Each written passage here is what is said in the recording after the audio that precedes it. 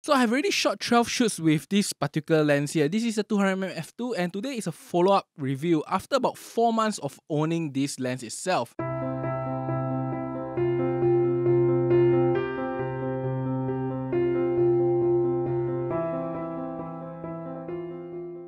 I'm Richard and welcome to Zappy Productions, and this is a follow-up review of the 200mm f2. And if you want to know more of the technical specs and how it works, how it's autofocus, take a look at my link up there, and that will cover what the 200mm actually does, all its various functions, and more synthetic tests on it. So today we'll actually talk about, after using this lens for almost 4 months, I kind of did like about 12 photo shoots with it, and let me show you some photos before we continue on. In fact, I think this video is really all about my thoughts, so I think the photos will speak better.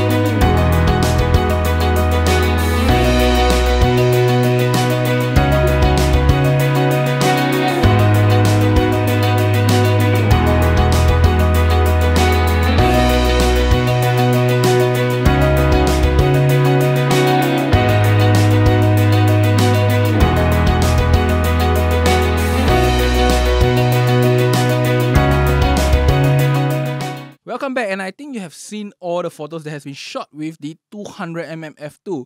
And really, I think the biggest thing you notice is how pop the images are from the 200mm f2 itself.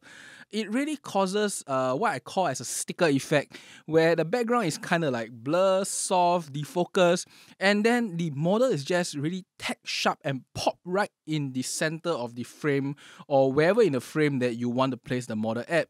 This is quite unlike many other lenses out there. I would say it's like things like 85 1.2 or maybe even the 135 1.8 doesn't give you exactly this effect. What they give you is more of a gradual blur off effect rather than a pop sticker type effect that the 200mm f2 can deliver.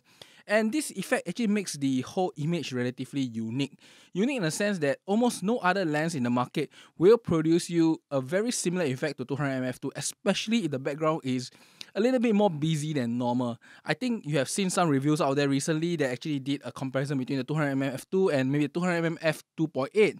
The differences in, let's say, clean backgrounds are nothing much. But in slightly busier backgrounds or backgrounds with a little bit more items behind, the 200mm f2 really shines and really just, soften and blurs away the background while actually pushing the subject that you want to focus forward itself.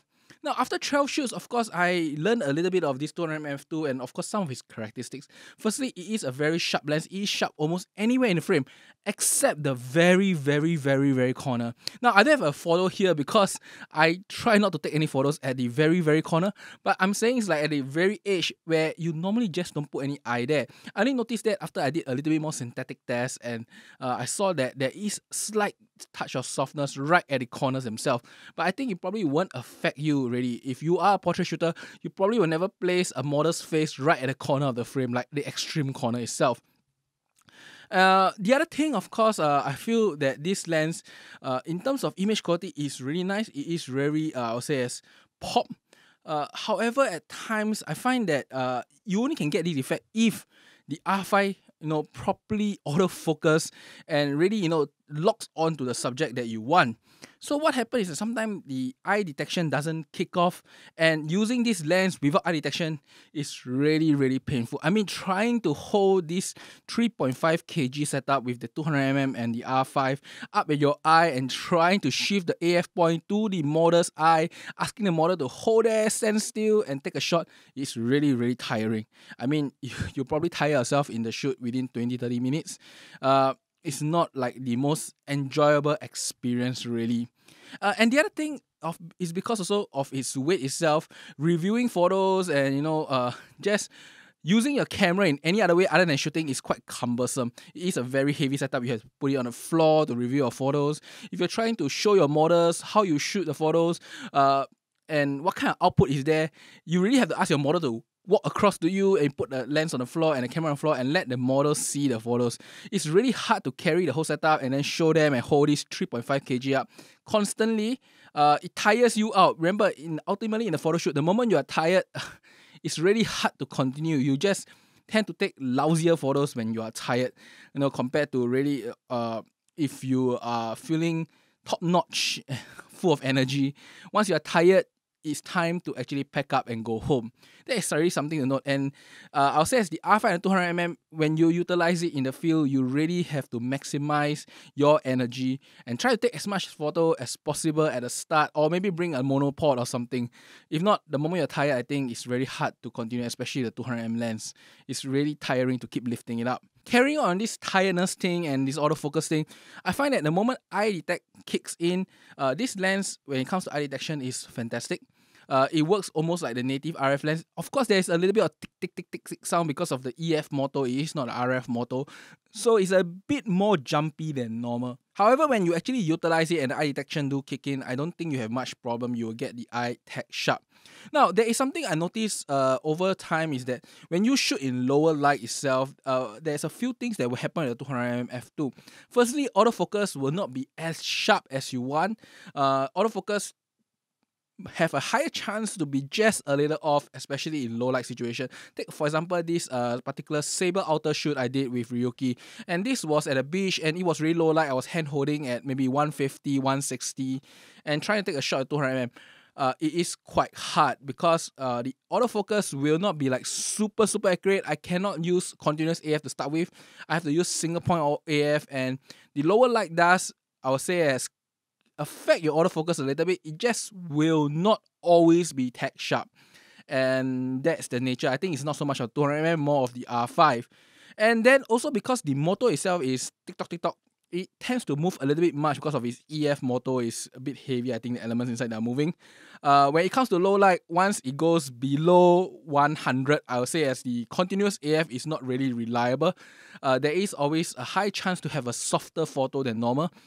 Single shot will give you the sharpest photo once you reach below 1 to 100 shutter with the 200mm. I noticed that this doesn't affect many other lenses such as the 85 1.2 here. Most of the native lenses can actually go to 150 with continuous AF and still maintain a relatively sharp photo, while the 200mm f2, because I think of the way the motor works, it is not really recommended. At least I won't recommend it, and it results in a slightly softer photo itself. Continue on also talking about a little bit more on the mechanism of this lens. When it comes to IB's performance, I find that 150, 160 is the lowest this lens can actually go in the field itself. Now, I always say that maybe, you can go 130, 140 in the field with models themselves. But for the 200mm, I noticed that you really can't go that low.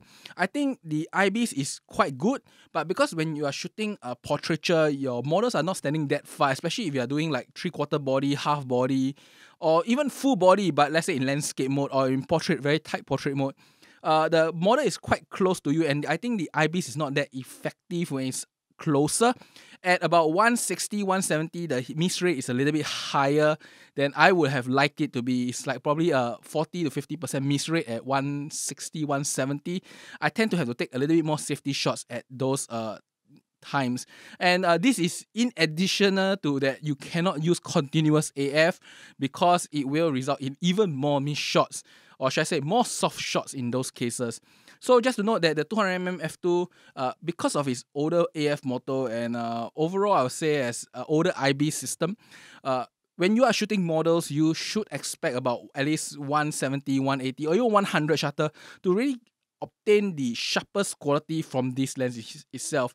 Now, that being said, not that you can't shoot 150, you can shoot 150. In fact, most of my saber Autofocus, just as I said earlier, was shot at 150 itself. It's just that you probably have to do it the more traditional way of taking multiple safety shots before you tell your model to change the pose. That is the nature of this beast here.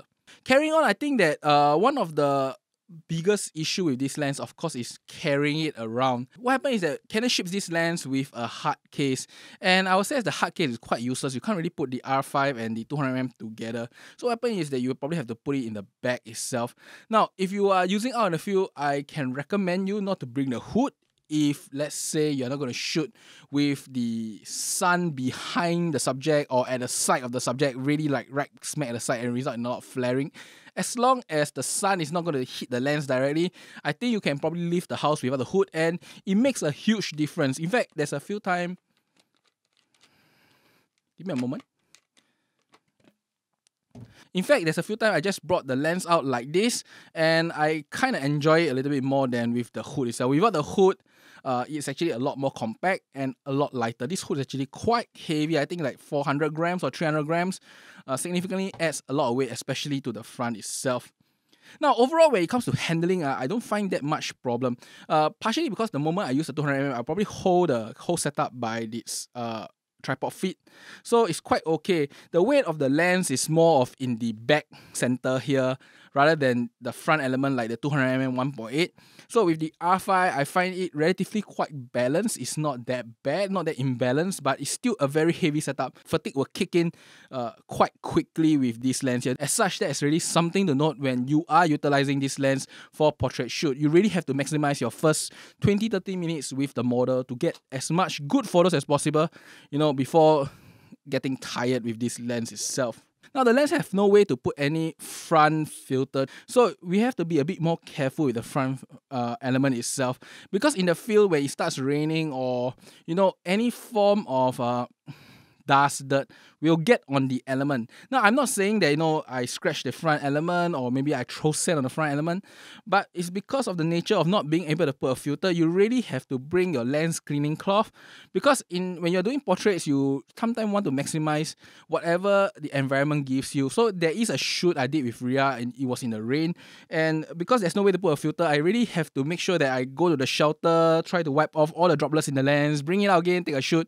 and then of course mount the hood on and everything. So sometimes, filter, some people say that it's quite pointless, but I find that filters are very good, especially in harsh environments, because you can then just don't care, use your shirt and just wipe the front filter dry so that you can get the shot you want, rather than worrying of scratching the front element, which would definitely cost you way more than a filter, at least twice the price of the filter. Of course, some people will say that putting a filter in front of 200mm is such a waste. This lens is so nice. Filter will probably reduce the quality. If there are situations that I reduce the quality due to the filter, it's probably due to like back sun or what.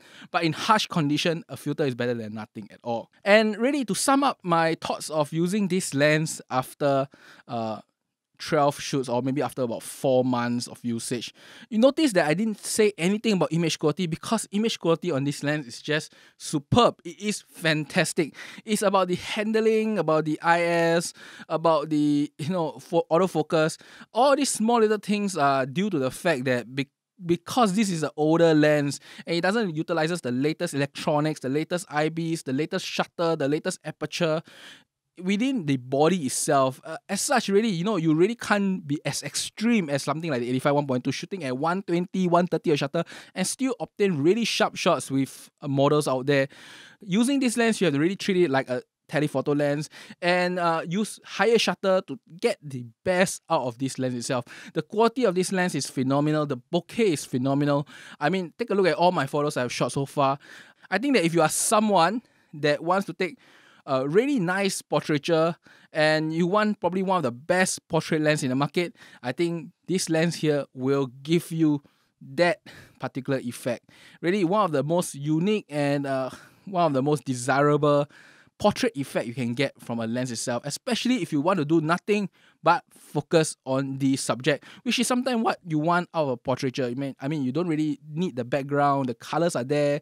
As long as the environment still roughly tells a story, this lens will give you that really nice focus pop effect that you really cannot get in many lenses out there. And that's about it for my today's short little video. It is on the 200mm f2. This is the most premium Canon lens, and it's also one of the sexiest portrait lens you can ever get for the Canon system. And it's not really expensive. I mean, today you probably can get it like 4,000 USD second hand, or maybe even 3,500 or 3,000 USD. In fact, mine is about 2,700, 2,800 equivalent USD. So it is not super duper expensive. It's not super duper cheap, but if you compare to the latest portrait lenses like the 85 1.2, I think this is quite affordable as long as you can find a very good second-hand copy. And that's about it for today. I hope you enjoy this, and I will see you next time. In fact, for the next few reviews, I'll be covering more on the Fujifilm XS10 and all the various lenses. I'm trying to loan out all these small little lenses, which really makes a good pair with the XS10 itself. I'm taking a little bit break of this heavy equipment for maybe the next few weeks and give you guys a review on how XS10 and all these small little lenses, all the Fuji lenses, which I'm going to do review, and how they actually line up and produce you, I would say, it's very comparable image quality, at least for the purpose of YouTube, social media, Instagram. I mean, not everybody needs a 100 megapixel photo, right? And that's about it for today. I hope you enjoyed this, and I'll see you next time. Bye-bye.